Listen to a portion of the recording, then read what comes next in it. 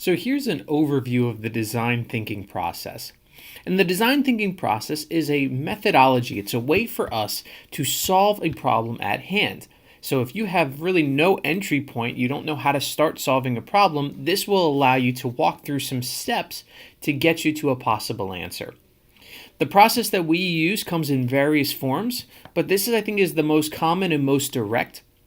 It comes from Stanford University, and it's a 5-step process that starts with gathering empathy or empathizing.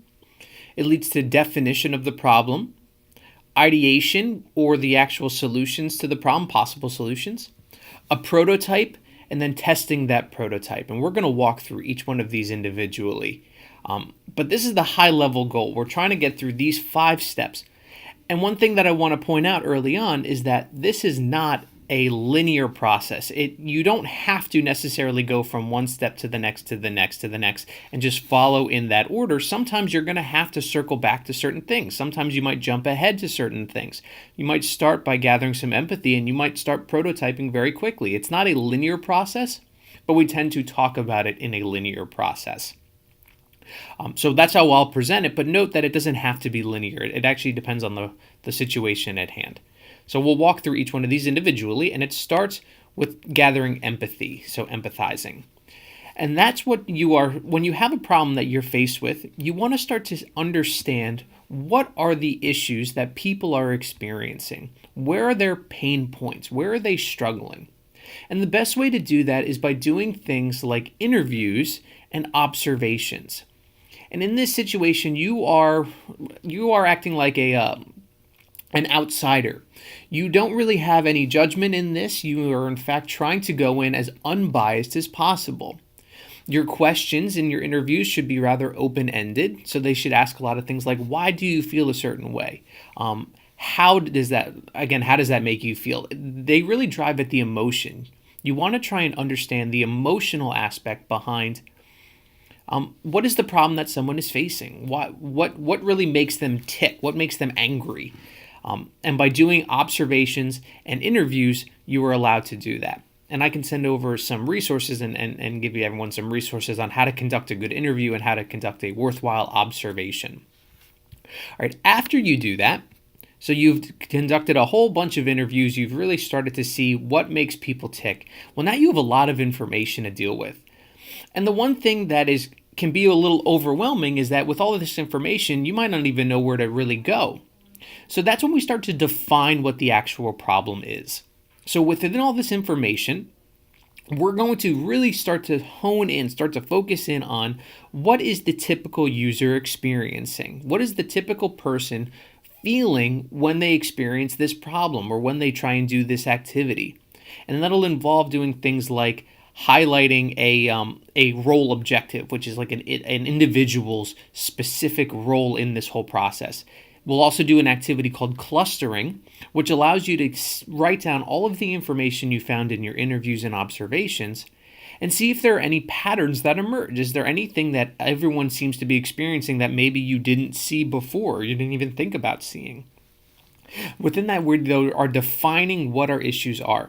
And we're going to then highlight those issues in something called point of view statement. So a statement that highlights what is the user experiencing and why are they experiencing that.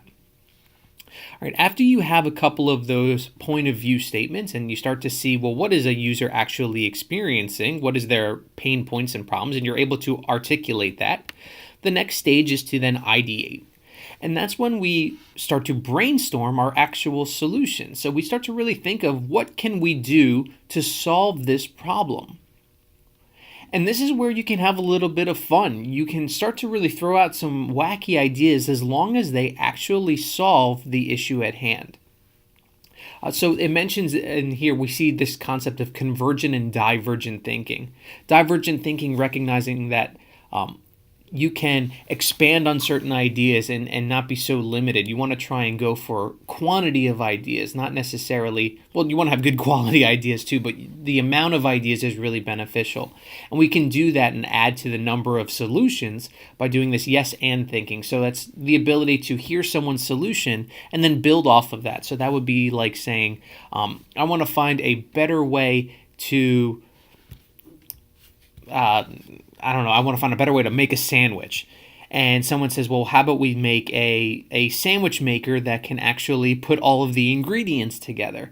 And you can say, well, yes, that's excellent. And what if it looked sort of human so you can interact with it too? That building off of the idea is a great way to add solutions, and it's a great way to really highlight the fact that you are understanding the problem at hand while also addressing more things at once. So like in that sandwich example, it's not just a better way to make a sandwich, but the human interaction piece also then allows for, it allows you to address maybe a issue of loneliness or an issue of companionship when making sandwiches. I don't know if that was an issue or not, but it's the first thing I could think of. That's what some of our students are working on right now is a sandwich thing.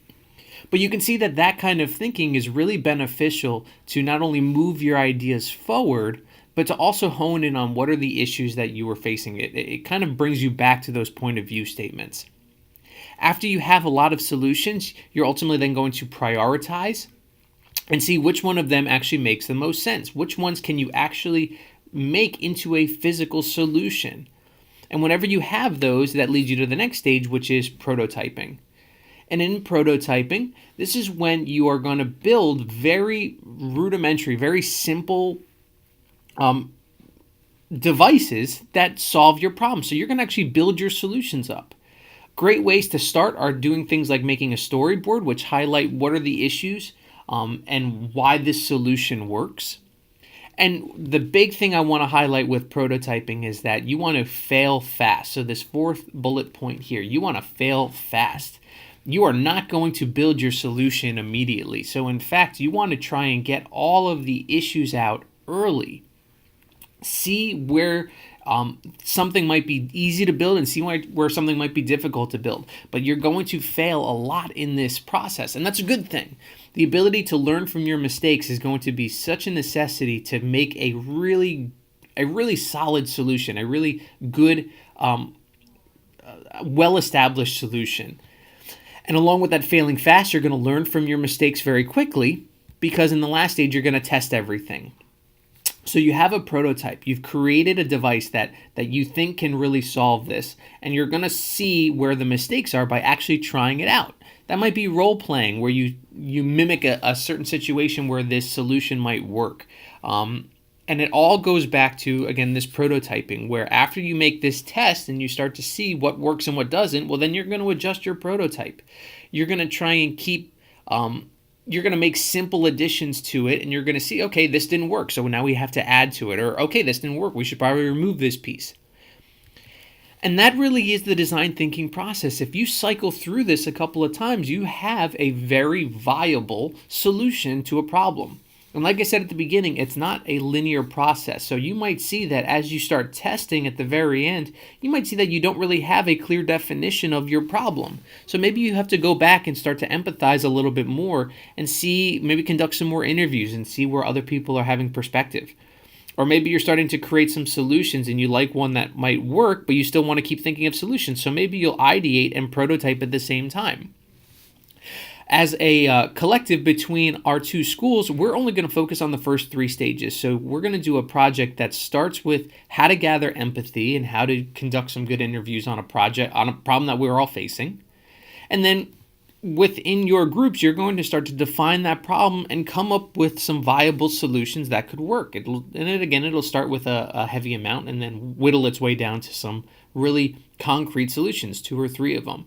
And you're going to actually present to our classes on your process. So how you walked through these 3 things. What did you find? What are some things that you were not expecting to see? Or what were some patterns that you saw actually emerge? And this is great because humans are natural problem solvers. We have a tendency to seek out patterns within data. And this really highlights that fact. So this is the design thinking process from the beginning. I'll certainly be in touch with you more to give you some more details on how you can conduct some good interviews or how you can brainstorm effectively or what are some good versus bad prototypes. But this is the high level process. And like I said earlier, I'm really looking forward to working with all of you.